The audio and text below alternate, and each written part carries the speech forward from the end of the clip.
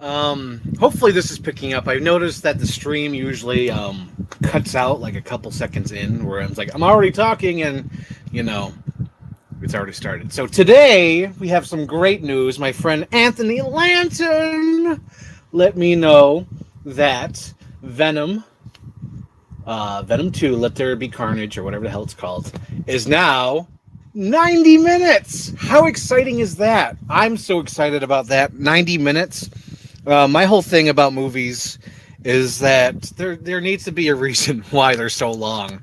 Like, to me, the straw that broke the camel's back was Wonder Woman 1984. Now, let's talk about Wonder Woman 1984, because I don't think I've ever talked about it other than saying, I love it. I love it. But Wonder Woman 1984 is overly long. And that whole training sequence like is unnecessary, and it takes up literally 10 minutes of screen time, and it's not needed. The only thing it sets up is the woman who wears the armor, like the original Wonder Woman or whatever. And that's crazy. It's like 10 minutes of, stuff that doesn't need to be in there. And there's like some repetitive footage. Like, for example, when the Cheetah Girl, like, she rips off the fridge. That wasn't necessary. Like, just cut to her going to the gym and lifting weights and like, oh, I could lift up weights. Just cut out that part. And then when she's kicking the guy down the street, how about, you just cut out like 2 kicks? Because she already kicks him like 10 times. Just cut out 2 kicks. How about that? Like she says, I hate you, throws him in the truck, and then kicks him into the street. But no, it throws him into the truck, kicks him once, kicks him twice, kicks him 3 times, and then into the street. I see I have a viewer now. Right now I'm talking about Wonder Woman 84 and how there's things that needed to be cut. Leave it on the cutting room floor. It doesn't need to be in the movie. You know what I mean? Like, what I was talking about when, what do you call it? The Cheetah Girl kicks the guy down the street, throws him into the truck, and then kicks him like 10 more times. It's like, throw him in the truck, throw him in the street. That's all we need. We don't need all those 6 kicks. We got it. And then, so that you had to take out 10 minutes for that, take out about 20 seconds for her ripping off the fridge off the door, and then you cut out a couple kicks, and then towards the end, it goes on forever where Diana's like, enclosed with her wings and she's getting clawed at.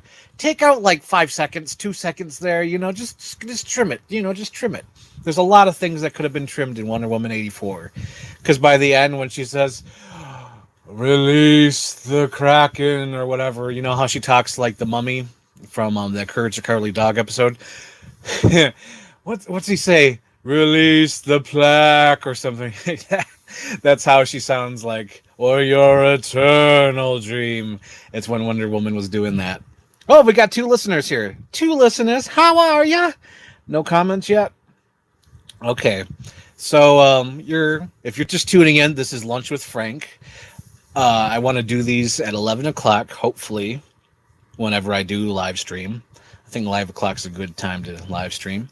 So, and not only that, the reason why I do like blank screen is so I could just, throw this up later at a different time. I don't have to worry about the background, worry about where I'm at, So I just cover up the thing and just live stream. And this is where my audience is. I don't have a Twitch. My Instagram, I got some work people on there, so I don't want to really use the Instagram. And what do you call it? What's the other thing I have? Oh, Spaces on Twitter. I don't know how to work that yet. That one I think has to be coordinated. And that one's just like a group call, and there's like, I don't know, it's weird. It doesn't save the recording. It does for like Twitter, but it doesn't save it for you to download later. What do we have here? I wish the IMAX version of Force Awakens would be on 4K. Oh god, don't even get me started on the Disney Star Wars. Like, oh, it's just I don't want to get into it. I don't even want to talk about Disney Star Wars because it's just, I know people keep saying, well, George Lucas didn't, have a plan. Well, back then it was just an independent movie. This is like a $9 billion franchise. You need a plan. You don't just spend $9 billion and just say, let's just do whatever we want. It's $9 billion. I'm sure if I gave you $9 billion, you'd be like, hang on now. Let's have a plan. Not be like, let's do whatever, man. Because The Force and Wake. All right, let's get into it. Let's just get into it, shall we? Let's just talk about it. Let's just dive into it.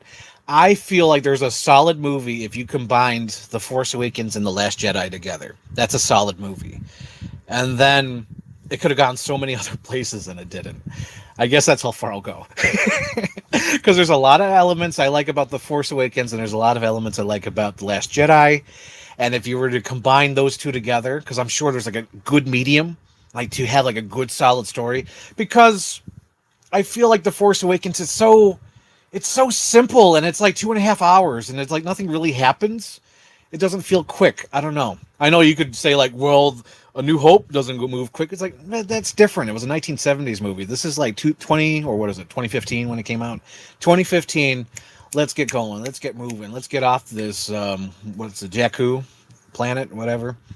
But yeah, it's just, we'll leave it at that. Let's go on to a new subject. What's another subject I could talk about? Let's see. Let's see what the comments are. What do we got? What are the people yelling at?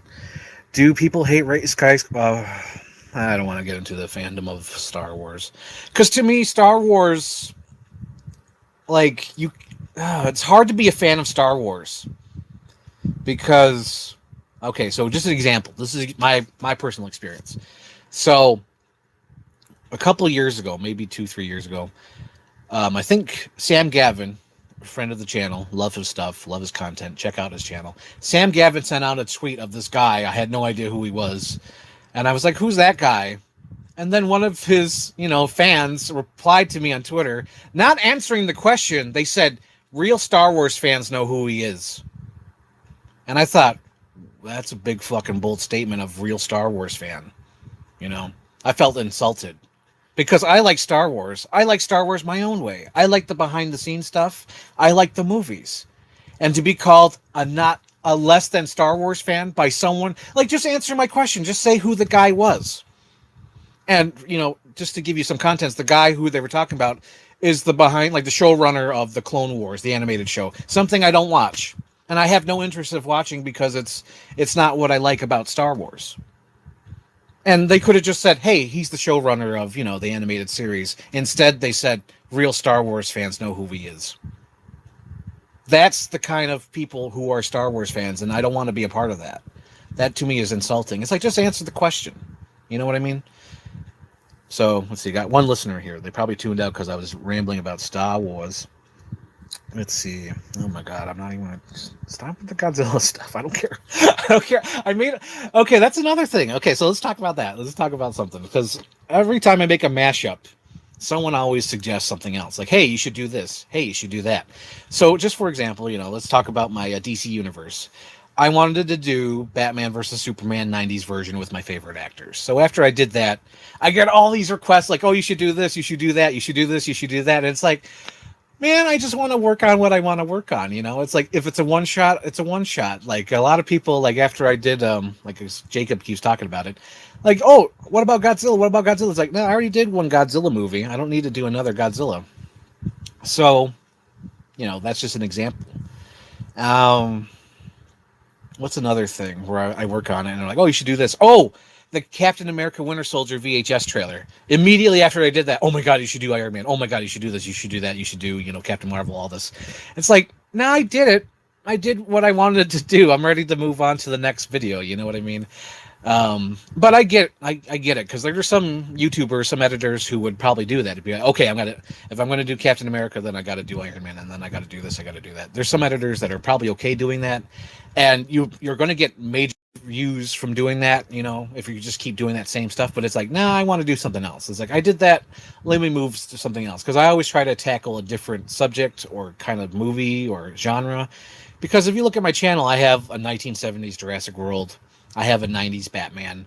I have a 90s Universal monster movie with all the people.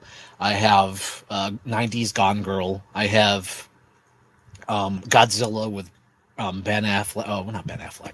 Brad Pitt, Mark Wahlberg. It's like I jump from genre to genre because I want to try something new. And with like this upcoming Kristen Stewart project, it's sort of... it's a new thing for me, and I'm afraid about the subject matter just because I don't really fully know it. It's like I kind of know it, but I don't really know it. And I kind of do like the generic storylines in the trailer, which kind of makes like, oh, I kind of cringe at it. But it's like I'm tackling a different genre of movie for a mashup. So that's what I like doing with projects. I don't like keep doing the same thing. It's like, oh, you did Batman, do Superman. Okay, now you did Superman, do Wonder Woman. Okay, now you did Wonder Woman, do Blue Beetle. Something like that. You know, it's like I want to try something else. I'm not gonna, just stay on. I'm not gonna just, sit there and let my tires spin in the mud. Okay, we got 2 listeners here. Anything in the live chat to, prompt me to answer something? Let's see, what do we got?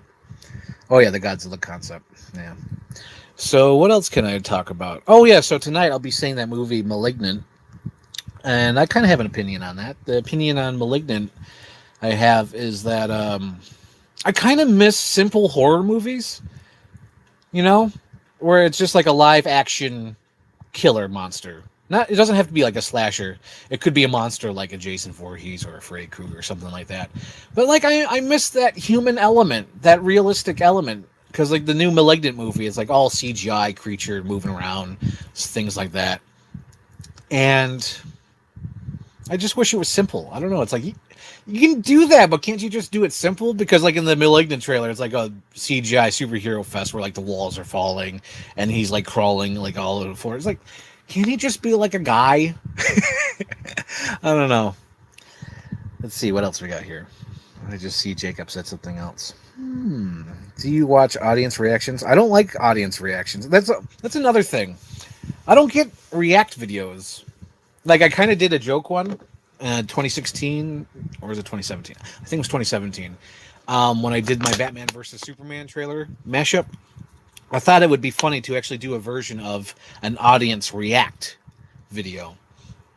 And where it was Anthony. Anthony was reacting to Batman versus Superman, the 2017 fan trailer I did.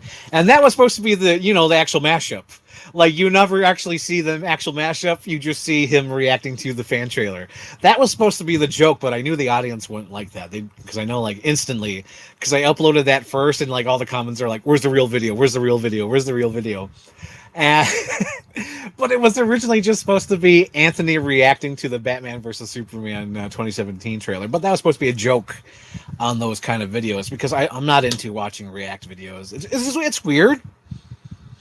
For a lack of a better term, it's like reaction porn. It's like you're watching someone else reacting to something else. It's weird. It's weird. I don't like it. I don't dig it. It's not like Best of the Worst. Best of the Worst, where afterwards they have a discussion about what they watched. A react video is you're watching somebody watch a video, and it's like, why? Why would I do that? It's just weird. But that the Anthony reacts to Batman versus Superman 2017 trailer thing, that was supposed to be like a joke on it, and that was supposed to be like the only thing I uploaded. But I knew everyone would be upset and like, where's the real video? Upload the real video. So I ended up uploading the real video. Have you had any new comments? Just Jacob. Okay. So it's another thing I could talk on. We had been talking about for 13 minutes. What do we got? Let's see. What else is coming up? Oh, it's the professional human, real human being. Okay, professional human. Give me a subject line. So far, we have already talked about Star Wars. We talked about Malignant. We talked about Venom being 90 minutes, which is beautiful. I miss 90-minute movies. I talked about a little bit about Wonder Woman 84. I talked a little bit about Star Wars fans and my experience that made me retire. So at some point, I got to upload this part, So come on, professional human, give me something. Come on, I'm here. Do it now. So let me talk about Arnold. I'll just talk about that because, professional human. Yeah, you missed some good stuff, and it's only been 14 minutes. McDonald's toys. Okay, this is a good topic. So I was a little poor kid, and I loved McDonald's toys. My God. So when I was younger, I really loved Burger King toys because Burger King had the license with Disney.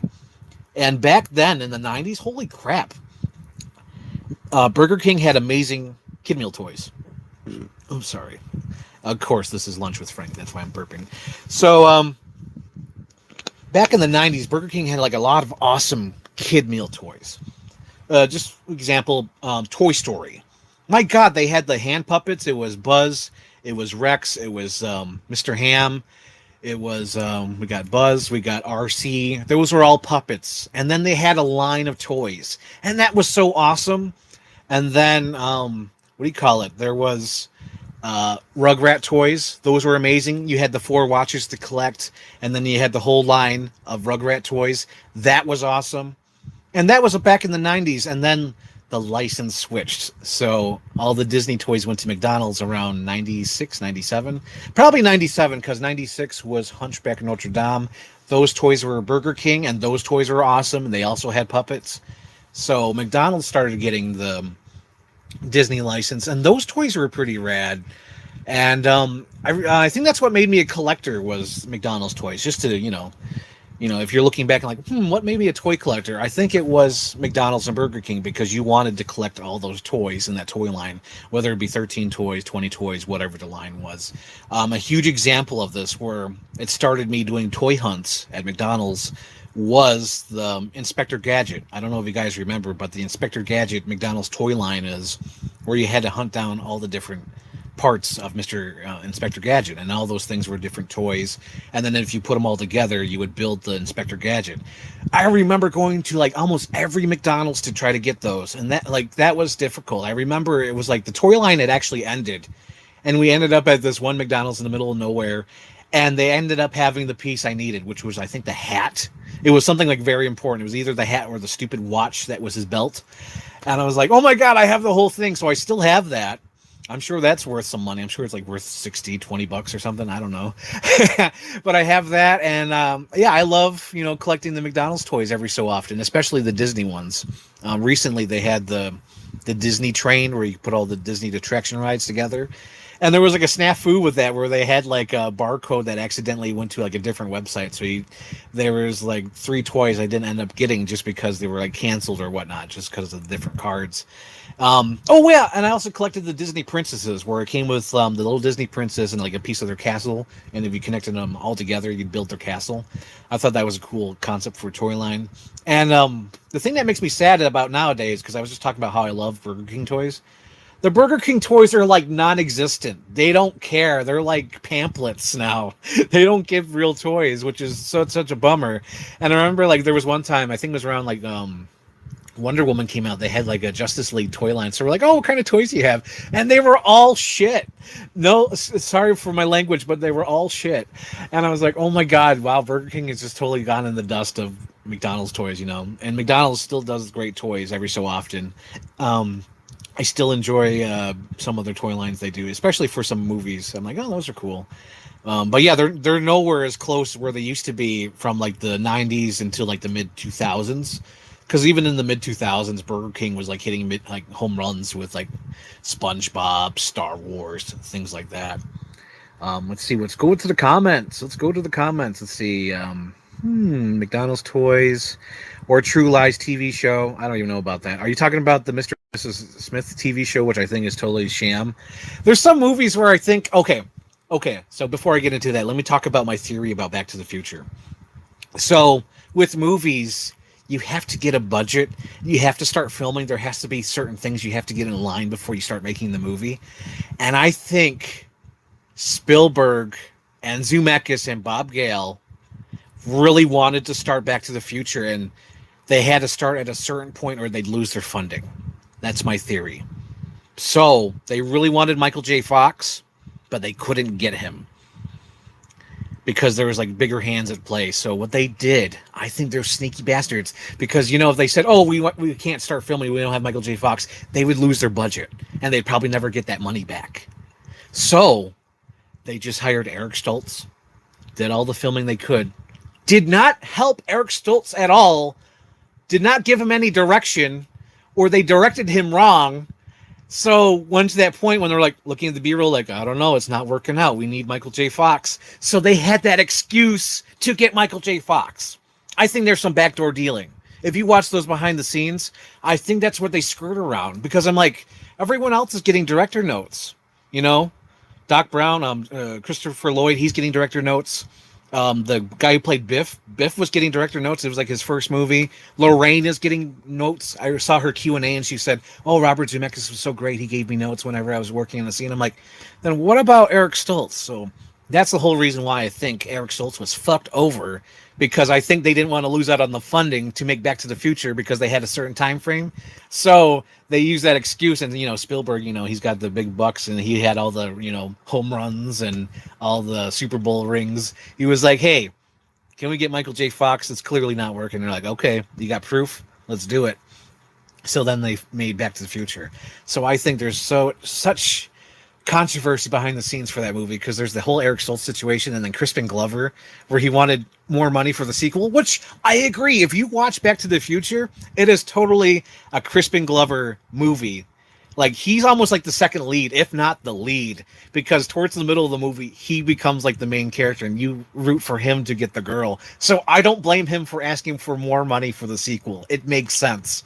And they did not give it, and then they did that crappy thing where they put the makeup on the lookalike. That's so fucked up. Like, I love Back to the Future, but the behind the scenes is so, like, there's some sketchy shit going on, and I don't like it. But yeah. So we got 5 viewers now. True Lies TV show. Oh my God, Kirk Beatty just uploaded a new video, Shades at Night. So I'll probably tune in after this half an hour is over. I'm going to do 9 more minutes of streaming. Just wanted to keep it to half an hour. So if I keep doing these, it'd be like Lunch with Frank, and it's like half an hour.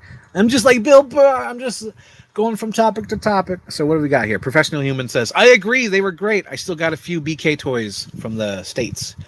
And oh my God, I did that too. Gasp the hat. I made my rents take me to every possible McDonald's. Exactly. When you like a McDonald's toy line or Burger King toy line, you wanted to make sure you got all the toys. I remember like Scooby-Doo.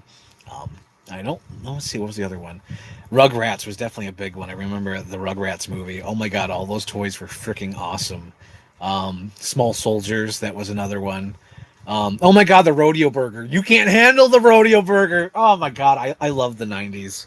It was a wonderful time. Hello. Oh my God. Shades at Night in the house. Oh my God. Poggers. Hello, Shades at Night. That's an interesting theory. I buy it. My shady Hollywood theory is Sam Raimi intentionally made Spider-Man 3 camp. Oh my God. That poor Spider-Man 3. I feel like, I don't know. I think he was trying to please everybody. And I feel so sorry for Sam Raimi, because I think they made each movie like really close together. And I feel like they were just exhausted by the third one, and he just didn't like feel like fighting. Like, okay, I'll throw them in. Okay, Griff, I'll do it. And that just bums me out, because I would really love to see the fourth Spider-Man movie. And that's the whole reason why I'm excited about the new Spider-Man. Because to me, I don't think I've ever said this on Twitter. I think I've said it to like one person. But to me, Tom Holland is an idiot, like both in real life and in the movies. I don't like his version of Spider-Man. I don't like him as a person, because whenever he's in an interview, he just seems like an idiot, like legitimately. And even like in the the movies, he's like, "Oh, it's that movie with the big giant walkers." Just like, really, you don't know what Star Wars is? Get out of here, kid! Come on. It's like everyone knows what Star Wars is. That's like the most, like, you could say Darth Vader in the middle of Africa, and people be like, "Oh my God, I know Darth Vader." It's like, shut up. Peter Parker would know about Star Wars. But yeah, so my comparison of Tom Holland and his version of Spider-Man is, do you remember the movie Fifth Element? Where is that there's like that handsome guy who everyone loves and all the women are swooning for him, but he's clearly deaf. And he doesn't know. He's like, what? And then in the movie, he's there and Bruce Willis is like, give me the gun. Come on, give me the gun. And he's deaf and he throws over the billiard balls and he's like, gives him the thumbs up. To me, that is Tom Holland and Tom Holland Spider-Man. That is his character. He is the deaf guy from the Fifth Element. But that's how he comes off to me. So I'm excited about this new Spider-Man movie just because it has everyone coming back. Because I may not have liked Amazing Spider-Man 2, but I did not, I didn't hate, Andrew Garfield. I thought he was a pretty decent Spider-Man. I liked the first movie until I rewatched the Sam Raimi one. I was like, oh shit, the Sam Raimi one is like years ahead of time and, awesome and better. But like, I want to see Andrew Garfield again. I want him to, do that redemption arc of those series, close out the Spider-Man movies with like that final performance, like, let's do this. So like, Tobey Maguire, Andrew Garfield, like doing that, like last hurrah, like let's do this. Let's put a cap on our Spider-Man characters, our renditions. To me, that is so awesome. How awesome is that?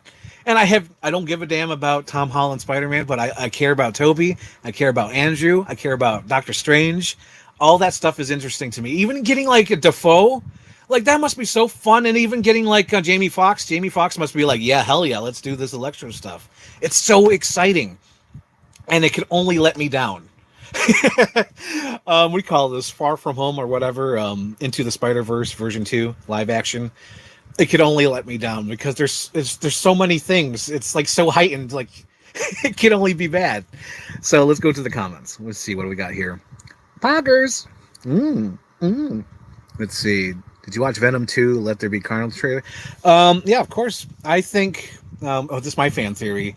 I think Venom 2 or the Venom universe takes place in the Paul Thomas Anderson Magnolia universe, just because it plays "One is the loneliest number," and the girl from Magnolia, she played the bum who got tortured by that Venom serum. You know, that one he was friends with.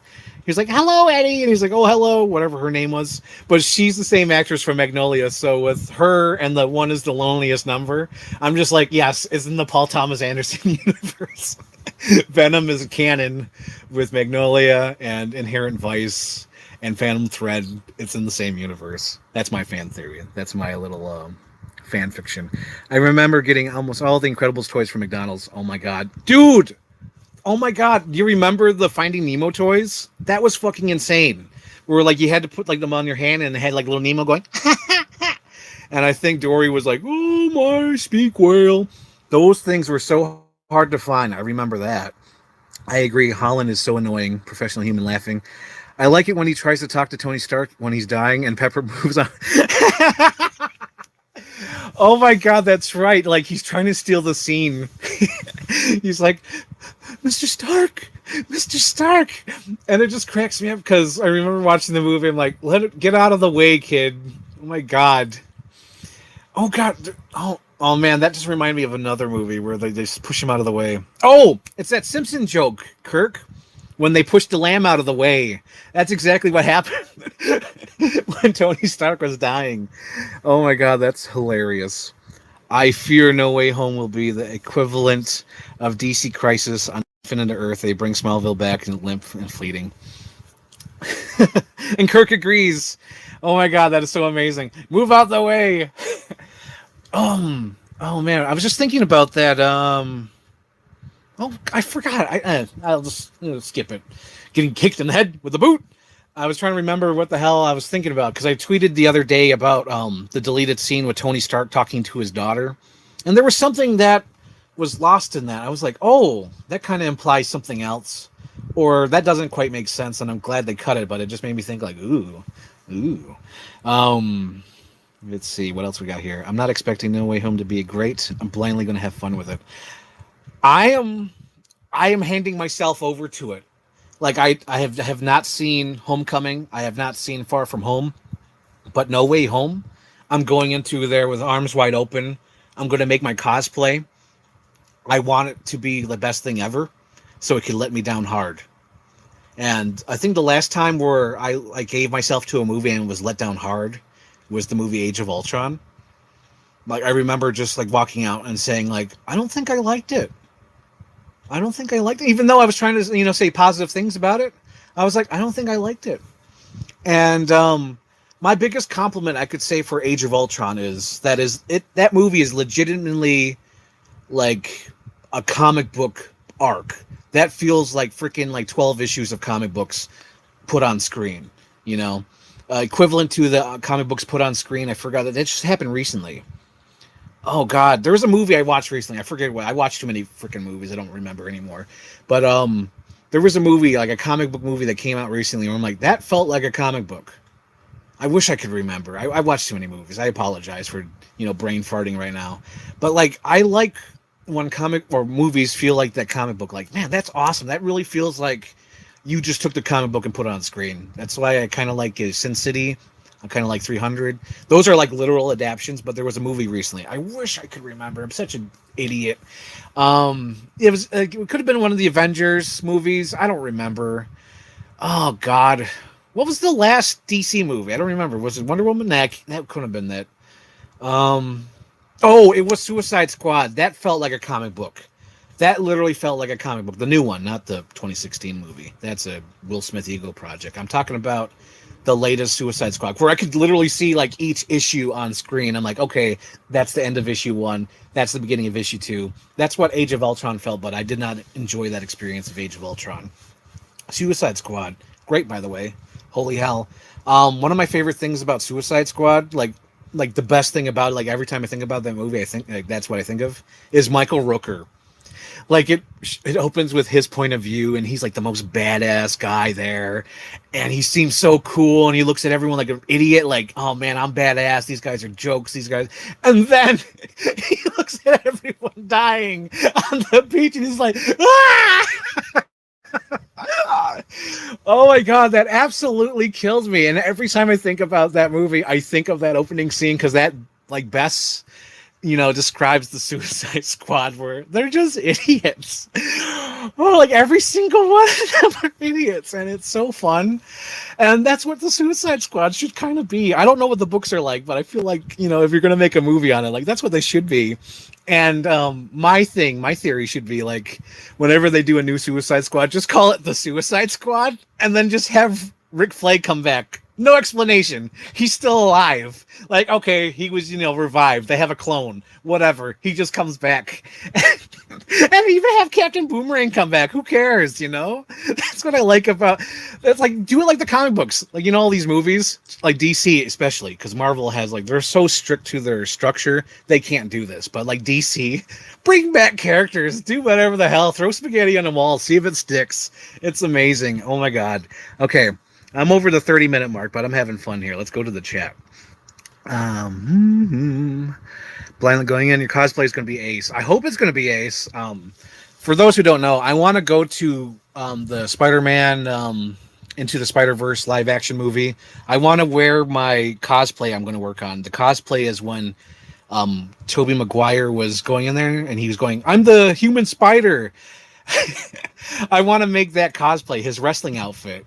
So, because it's so easy, all you need is spray paint, a red sweater, and some, stretchy blue pants, and that's it. You're done. It's like, I would wear a mask, but, everyone's afraid of wearing masks and whatnot. So, I don't know if I'll get the ski mask, but I'll definitely try to do the sweater and the pants. So, I'm going to be wearing cosplay to that movie, because I'm just going to allow myself in. I'm going to try to love that movie. This is going to be great. Professional Human. Oof, AOU was bad. I think so, but people like it. I don't know. So I'm not going to talk crap about Age of Ultron, because that's like 10 years ago, and I don't care anymore. I watched it once in the theater. I don't need to watch it again. It's a lot of the Marvel movies, though. I don't know about you guys, because I think a lot of you guys, I don't know. You guys come off as like you watch them all the time. I don't know about if that's true or not, but a lot of people who watch Marvel movies, you guys make it sound like you watch them like every day, or like at least once a week, and it's like, I watched them once in the theater, and if I really like them, then I'll watch them again. Like I only rewatched like as of recently, I think I've watched Endgame a couple times, because I really do enjoy Endgame. I think that's like a good closure to that 10 years. I really like Doctor Strange. I think I've watched that more than a couple times. That's my secret favorite movie. And then I think that's it as of like recently. Like I'm talking about recent, like the last 3 years. I think those are like the movies where I've watched over and over again. But I have no interest of going back to the first Iron Man movie. Sometimes I check out the original Thor. That's a good rewatch. Because like Captain America, like it's like that first 40 minutes is really solid, and then it just becomes like a montage movie after like that first 40 minutes. But yeah, I don't get really. It's not I'm a movie guy. I like rewatching movies that I like, so I don't really rewatch movies that I'm like, I kind of liked, So that's why I'm not like. So I don't know how people really feel about the MCU, but everyone comes off like, oh my god, I watch it at least once a week, at least one Marvel movie. It's like, do you? I don't know if that's true or not. That's how people come off. That's how the fans come off. Let's see. Suicide Squad was Ace. Yes, love it. Please do the Human Spider cosplay. Yes, I'm going to. I have the design printed out. I just need to put it on a poster board and then cut out the design and then get some spray paint. But I have a couple months. But I want to do it now just because it's nice outside, so I get to do the spray paint outside. Because if I wait until like November, December, it's going to be snowy outside. I don't want to be outside spray painting. Let's see. I rarely revisit the MCU movies. Yeah, I don't. Jesus, I do not rewatch the MCU every week. I'm not talking about you, Shades. Shades. Shades. Shades. I know you. You're amazing, Shades. You're amazing. You're the best. You're the bestest guy. I know you don't watch it. You watch real movies. You watch like the Hugh Jackman filmography every day. That's not true. I'm just saying that. That's hilarious. But yeah, there's just some people out there, I don't know, because like they're so just involved with those MCU movies. Like, can you just like stop? Oh, you know the thing I like about MCU is that people talk shit about What If, but they won't talk shit about the live action movies. What's up with that? You know what I mean? Because everyone gave like good reviews on Shang-Chi. I'm like, well, the first 40 minutes is really good, and then it just kind of goes on autopilot. This is your captain speaking. We're going to go on autopilot right now. We're going to do the MCU thing, and we'll be back by the end of the movie, and we'll show the director's unique vision by the end of the flight. And that's what it does. Because Shang-Chi is like so much fun in that 40 minutes, and then it goes like, hello, this is Ken Feige saying we're going on MCO co-pilot right now. So what's comments? Shades! Shades! LOL, cowards. Do you like Maleficent? The movie from 2013 that I haven't rewatched? Yeah, I guess so. Maleficent's fine. I like the character from the Sleeping Beauty. I do like that. But like the Angelina Jolie one, seen it once in the theater. I enjoyed it. She wore leather. I liked it. But I don't know if I'd rewatch it again. I know I did see the sequel, and the sequel was like, what the fuck are they doing? Language! Sorry, but it's just like, what were they doing? And I think it probably made money. I feel like all these Disney movies make bank. Like I found out Aladdin made $1 billion and that Lion King made $1 billion. It's like, oh my God, you could just stay home or just re-release the old one, you know? What's up with that? Although, devil's advocate, I love Beauty and the Beast 2017. I have zero guilt. Zero guilt. I enjoy that movie with all my heart, and I know it's shit. But I like it. I like it. I don't know. I like the whole, like, the intro when he's like, they have like a David Bowie, like, masquerade party, and it's like some, like, weird shit, like Eyes Wide Shut crap, and it's like awesome. And then, like, you know, he gets, you know, turned into the beast and whatnot. And then, like, he sings that wonderful song, now I know she'll never leave me, even as she runs away. It's so great! And I can't explain my love for it, because you guys are like, that's awful, dog. I'd hate that. That's a no from me. But I love it. It's so good. Although I do hate the LeFou, like, quasi, you know, are they or not they? I don't know what they're doing. But I just love it. I love how Emma Roberts, is that her name? No, it's not even Emma Roberts. What the hell's her name? Emma Watson. You know, what's up with Emma Watson? She's only famous from the Harry Potter movies. I don't get that. But anyway, Emma Watson, she's such like a jerk. And this is exactly how I envisioned Belle would be in a live action movie. We're just like, forever can spare a minute. It's like, you just got kidnapped. Like, he could literally scratch your face off and you're yelling at him like, dude, you're a jerk. Let me talk to my papa. Papa! And even Kevin Kline, oh my God, he's just like cashing that check for his wife, Phoebe Cates. Can you believe that they're married? There's like a 40-year difference between those two. I found that out through like a Wikipedia search. Do you guys ever do that where you just like Wikipedia something and then you just like click on something else and click on something else and click on something else? That's how I found out about Phoebe Cates being married to Kevin Kline. And it's so weird. That is weird, because she was like in her 20s, dog. She's like 18 when she like auditioned for the role, and like 2 years later they were dating. That's some sketchy crap. What do we got here? Shades. What If I gave 10 minutes and no more, no less? Oh yeah, that first episode. I love the first episode of What If, because I like. All right, it's like creepy fan art because like the watcher's like, I cannot interfere. I can only watch. These are my stories.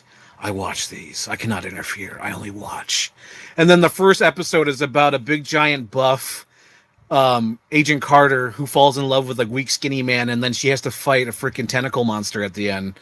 And then it just has that narration. I can only watch. I cannot interfere. I am the watcher. And it has all that stuff in the first episode. You can't top that. I stopped it. I don't even think I watched episode 2. And then I totally forgot it was on. And then there's some people who were like, oh, I like this episode. I'm like, oh, it's still on. But I only watched that first episode of What If. Because I'm the watcher. I cannot interfere with this tentacle monster attacking Betty Carter. Let's see. Loki burned me on MCU shows. I know, right? Like that last episode was like, oh my god, stop it! What are you doing? But there's fans out there who love it, so that's okay with them. If they're on board, they're on board. Because to me, I was just like, oh, you stabbed me in the heart, Fredo. You broke my heart. Let's see, what do we got? We got 7 people watching. Oh, wow. You got to be on for 40 minutes. You got to know what a crumpet is. You understand? Cricket. So I can't just be on for 30 minutes. You got to be on for 40 minutes to get the viewers. Oh, my God. I don't take the MCU movies seriously as I used to. I know you can't really, like even like right now with the TV shows and upcoming movies, you can't really take it seriously because it really feels like the book's shut, like we're done. Whatever else is extra. It's like extracurricular work. Like you could get that, bonus points, but it's like, I don't care. It's like I passed the test. I passed the class. I'm good, But a lot of these movies I've been seeing recently, these MCU movies, I just feel like I've been seeing them because there's nothing else to do because COVID. Because, you want to see some other movies, but they're not coming out, and then you want to go to a Bison's game, but you got to get tested or whatnot. But so you're just forced to go see these Marvel movies because of COVID. So that's how I felt with Black Widow and the Shang-Chi, even though I really did enjoy the first 40 minutes of Shang-Chi. That was really good. And with Black Widow, I really enjoyed that like opening scene, that Bye Bye Miss American Pie. Oh, my God. My eyes rained. Let's see what we got. Mm-hmm. Have you seen The Green Knight? Yes, I've seen The Green Knight. Have you seen it, Professional Human? Just say yes or no. Oh, you loved it. Okay, good. You've seen The Green Knight. I seen The Green Knight. The Green Knight was one of those movies where it's like, I dragged my mom to see it because she's like, I don't know. And we're just bored. So I'm like, let's go see this Green Knight movie. So I'm like, it's going to be great. We like King Arthur, the Guy Ritchie movie. We like those other Knight movies. Let's go see The Green Knight. And we started watching it. It's like so slow, like, come over here. And like you watch every step he takes to go across the room and he sits down and they're like, how are you? I'm good, thank you. So, do you have any stories? I don't have any stories. And it just goes on like that for like the first 40 minutes or whatever. It's so slow. And I'm like, oh God, what have I got myself into? And then the movie goes on. And then there's a certain point. I don't want to give too many spoilers, but there's a certain point where it's like, oh God, is this the ending of the movie? Are you effing serious? I hate this movie. If this movie's going to end like this, I hate it. And then it jumps and you're like, oh my God. And then I'll spoil no, I can't even spoil the last line, but there's a last line that the Green Knight says, and I'm like, holy shit. So I would compare the Green Knight to watching your favorite team really kicking ass, and then like they don't get any points, and then the other team catches up, and your team is going to fucking lose like their whole thing. Like they're it's like the score is so close at the end, and you're like, oh God, my team's going to lose. And the other team is ready. They're winning. All the fans are cheering, And then your Buffalo Bills, they go in for that last touchdown in the last 3 seconds and they win the game. That's the feeling I can compare to the Green Knight, just because I hated what they were doing. And then that last second with that little smirk, I was like, holy shit, this is so good. Oh my God. So I don't know if, because of Luke, I know you were in the States for a little while and now you're in like England, but I don't know how you can compare that. But to me, like that movie is totally like a Super Bowl game, like an NFL game specifically, where it's like, oh my God, you lost that, that lead in points. And then right at the end, it's like, damn it, I like it. That's cool. That's awesome. I dig it. So, I kind of recommend The Green Knight, but before you see it, I'd recommend, if you guys ever read those children's books, like scary stories or spooky stories with the girl with the green ribbon, like if you have that in your mind before you watch it, it makes sense. So if you remember that from like elementary school where the little girl wore the little green ribbon around her neck, it'll help you out with the new movie, The Green Knight. So what do we got here? We got 6 viewers, someone left. We're in lockdown. No Shang-Chi for me. Oh, Kirk, Shang-Chi. Oh.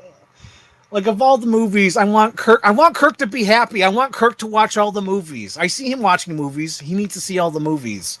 Get Kirk out of lockdown. Hashtag get Kirk out of lockdown. So we got LOL, it's true, same. I get that. Oh, you're talking about the Green Knight? Yeah. Because I was like, fuck this movie. And then, like, in the last, like, 10 seconds, I was like, oh, damn, the Bills make me want to shout, kick my heels up and shout. Oh, my God. It was so rewarding. Because you go through that whole movie and it's so slow and there's, like, some weird shit. There's, like, a hand job. There's the girl from the Winter Soldier TV show. She's there with her freckle face. There's the guy from the Sacred Deer movie. There's a skeleton, and then there's Uncle Owen, and then there's the Tomb Raider who lives with Uncle Owen, and then there's a fox. Yeah, so it's got all the things. It's got Star Wars, it's got Tomb Raider, it's got Captain America: Winter Soldier, the Hand Girl. And Tomb Raider plays 3 different people in the movie, and then who else is in it? Oh yeah, the guy from Mission Impossible. The guy who talks like this, Ethan Hunt. Oh my God, guys. We're at 45 minutes, so maybe I'll end it at an hour or maybe 50. I don't know, but let's just talk about Mission Impossible. How fucking awesome is that series? You know what I'm saying? Like it. Sorry, Kirk. Cover your earmuffs. James Bond is such a relic. And I think it's such a mistake that they kept going. They should have rebooted that because there's no room in the world for James Bond because of Mission Impossible. Okay, Kirk, if you can hear me, uncover your ears. Okay, undo your earmuffs.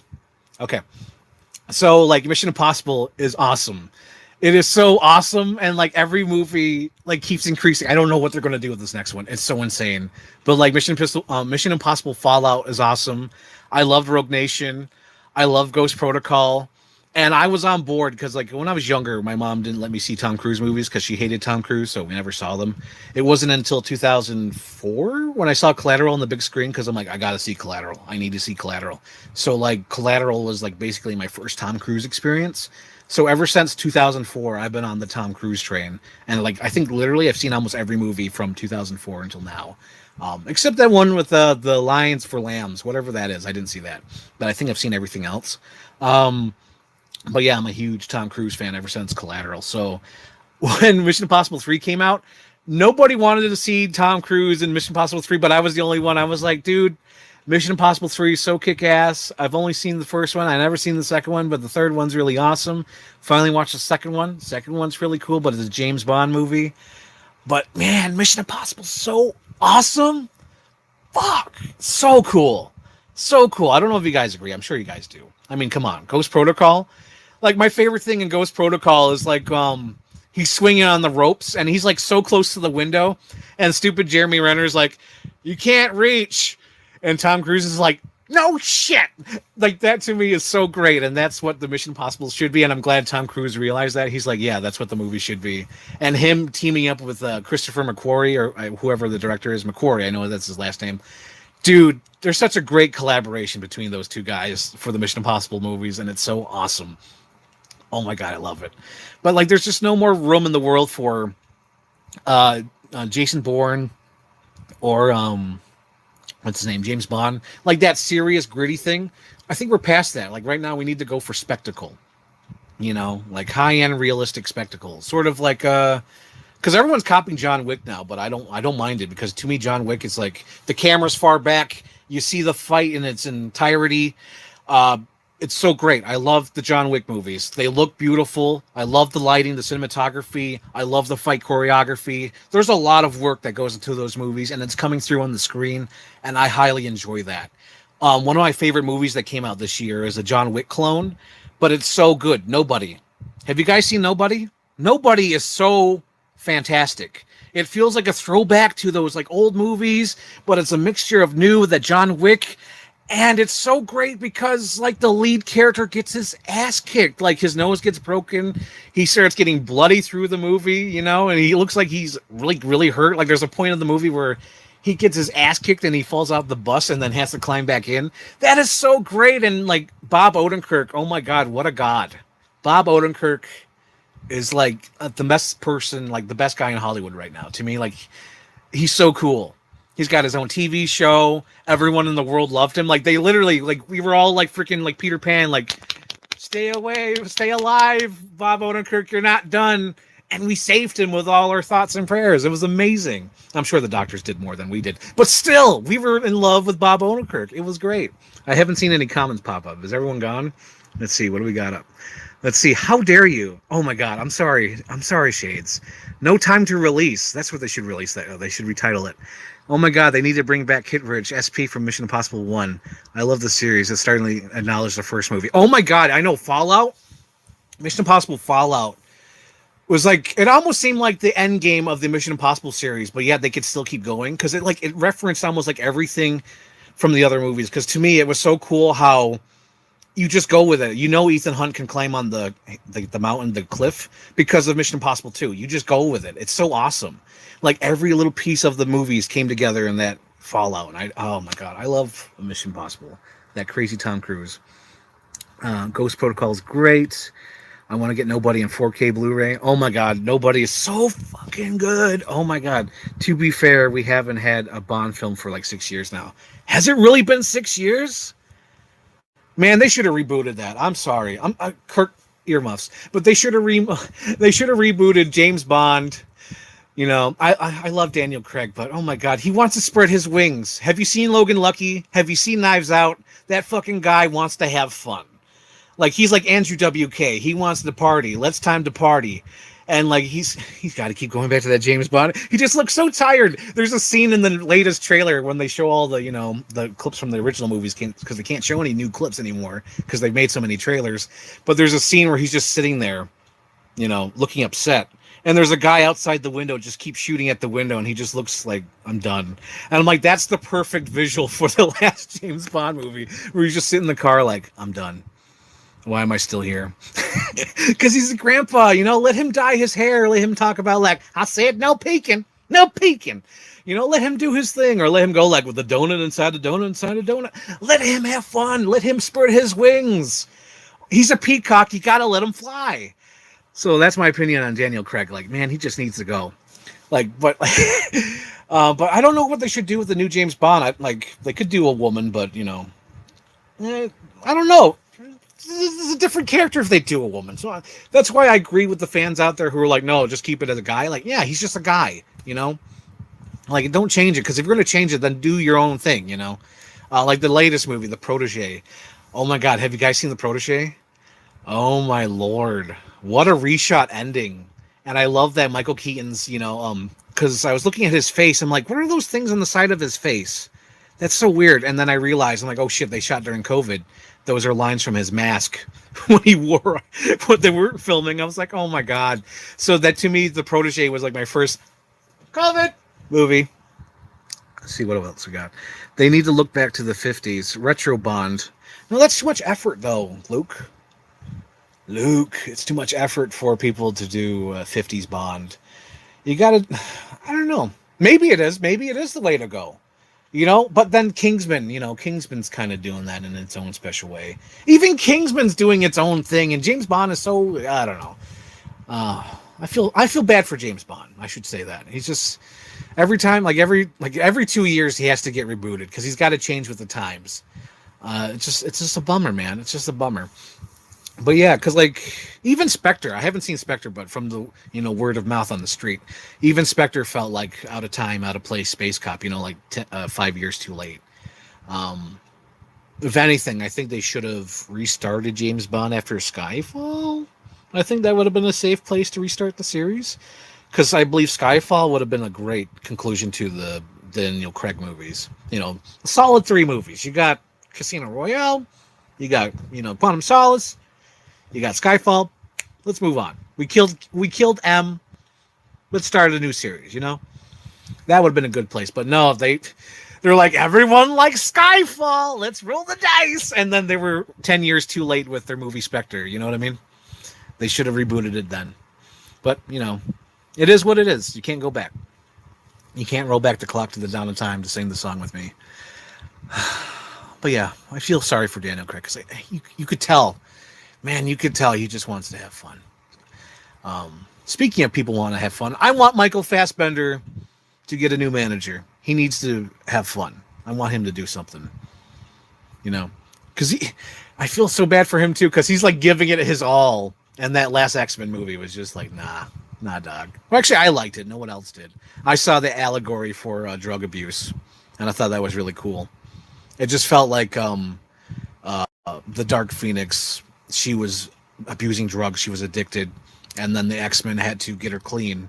And I feel like the bad guys sort of represented her drug addiction. So they had to get her clean because she's, locked up on the train. So they're fighting off her bad habits. They're fighting all her bad influences. I thought that was really cool for that. And everyone just shit on the last X-Men movie. Like, it's boring, it's crap. And I'm like, it's kind of good. It's kind of good. I like the little allegory because it really seemed like she was just like, like she wanted to get clean. Something was wrong with her. Like, and almost like sort of represented depression in a way. And I liked it. I haven't watched it since, but that's what the vibe I got when I first watched it. I don't think anyone would agree with me. I probably sound like a madman ranting about the Dark Phoenix, but I really did that. Speaking of Dark Phoenix, what about Jennifer Lawrence? Where the hell is she? I like how quick she went from, oh my God, I'm a normal person becoming a celebrity to, I'm the fucking best there is. You hire me, you're getting the best fucking actress there is. Like how quick she changed from like baby face to heel. You know what I mean? And now she stepped away for a couple of years. So right now she's got to come back, all elite. You know what I mean? Hashtag all elite Jennifer Lawrence. But like, man, she turned so quick from that freaking like I'm here, hand fiving all the kids to like, fuck you. I'm the best there is. I'm the best there was. And I'm the best there ever will be. But yeah, how cool was that? Let's see. Retro Bun would be hella fun. If they had ended with Skyfall, I would have been fine with that. Spectre was Daniel Craig's attempt throwback style Bond film. I appreciate it, but it's not the best. Poor Dark Phoenix. Makes me sad the X-Men film ended on the damp fart. If you put your phone down, you'd know that. Oh my God! Where the hell's that from? If you put your phone down, you'd know that. Oh my God! Kirk, why do you do this to me? I watch too many movies. I feel like, oh God, oh man. Okay, so whenever I get this feeling when I forget something and someone mentions that, there's like a comic book reference, I feel. So like in 2003, 2004, somewhere in that period, there was a comic book run with the Incredible Hulk, and he was blamed for murder, but it turned out the murderer was the Absorbing Man, and the Absorbing Man found out that he could go into different people's minds by like focusing on their thoughts or whatever. So there was a point of the thing where Bruce Banner had to trick the Absorbing Mind guy to go inside someone who was dead. And when he went in someone who was dead, he also died. So when he gets inside that mind, it's all black and he's like, there's nothing here. I feel that moment whenever I forget a line or something or a movie reference, or I'm like, no, everything's gone. I'm in a dark void. But yeah, that's like a totally like inside like comic book reference from like 2005 or whatever, like a brief run, like 5 episodes, not episodes, issues. Let's see. It has its moments, DP, but the film got jerked around. Oh yeah, that movie went through so many reshoots. You could tell. You could too. If you put your phone down, that. Oh, that is Jennifer Lawrence. Oh my God, that is. If you put your phone down, Yeah, she went from like baby face to heel. Oh my God.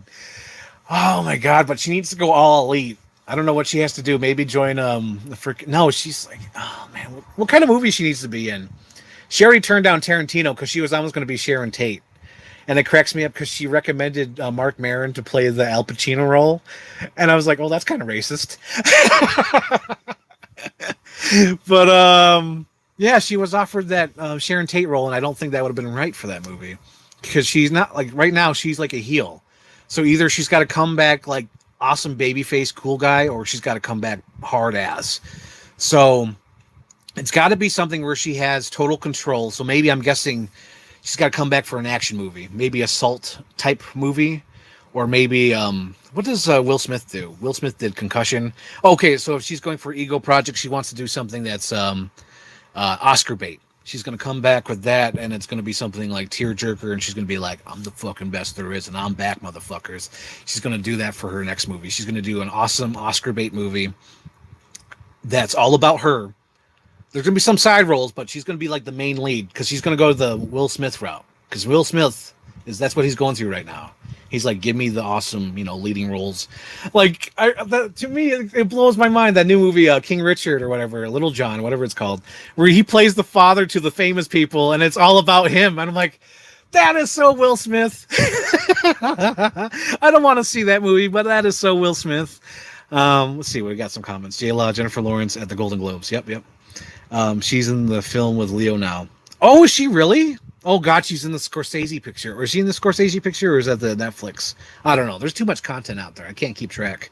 She's making her comeback. Woo-hoo! The film will not do great in the Oscar noms, but it'll win nothing. Oh, Jacob's gone. There she blows. Aw. So Jacob's gone. So, and we've been at it 1 hour now. So I guess I'll wrap this up. This has been a good hour. Kirk, what are you working on? What's the next video? What's the one you just uploaded? I didn't see it. Like, I'm doing this on my phone, so I can't check it out. So what are you doing? Luke, promote your stuff. Kirk, promote your stuff. Christian Kim, I came back. You're back from the future. Great Scott. Oh my God. Okay, so Kirk, promote your stuff. Whatever you uploaded, what's your channel? Do it. Subscribe to Shades at Night. He uploaded something. He's not answering. I'm guessing he's at work or just listening on his phone. I don't know. Shades at Night. He's the best. He does the best mashups. One of my favorite all-time mashups he did was the Marvel Cinematic Universe or whatever, where like everything combined or whatever. Oh, Extinction. Avengers Extinction. I think that's what it was called. It's so cool. It's got like Captain America. It's got the, Fantastic Four. It's got clips from my favorite movie, San Andreas. He is the best. Right now, he just said he's analyzing what led to HBO Max Warner Brothers release slate. Yes, what he said. Check out Shades at Night. Also, check out his mashups. They're really awesome. I'm looking forward to his Punisher versus Wolverine video. It's coming at some point. I've been waiting for the last 5 years. It's coming. Also, check out his latest commentary videos. Those are hilarious. I have a shout out in one of them. Check out the Noel video. Get that video some views. Like it. Subscribe. Share it. It's so awesome. What do we have here? We also have Captain Iron Dog. Freaking, subscribe to him, too. He's a fan trailer editor. Let's see what else we got. San Andreas is mentioned in the new video. Oh, my God. What happened to San Andreas 2? I want San Andreas 2. I should be wrapping this up, too. Hey, that rhymed. We're going to watch The Jar. Good so far. Rated R. Professional Human. Professional Human has what do you call it? Go listen to the Short History of Podcasts. He did an episode about Blackbeard. Check that out. Check out his stuff. Check out Christian Kim's freaking vlogs. Yeah, it's you, right? I think. It's been a while since I've watched them, but they're really awesome vlogs. I was watching them. I'm like, oh my God, it was such a throwback to me. It felt so nostalgic watching his vlogs, where it just felt like, yes, that's what I did in college, where, you just made like these little skits. You filmed what you did and then you edited it together. So awesome. I wish I could still do that. So check out Christian Kim's stuff. Check out Shades at Night, Captain Iron Dog, Luke. Don't check out my channel. I got nothing new coming on the way. I'm going to try to work on something today. I'm going to try to work on a shit post. I'll probably upload it there. So take care, guys. It's been talking to you guys. And yes, Christian, go back to editing. Love the vlogs. Go check out his channel. I think I said this already. And follow my Twitter. Hashtag, not hashtag, at KIRKBEATTIE. That's my Twitter name. Check it out. Follow there. And hashtag get Kirk out of lockdown. Okay, bye.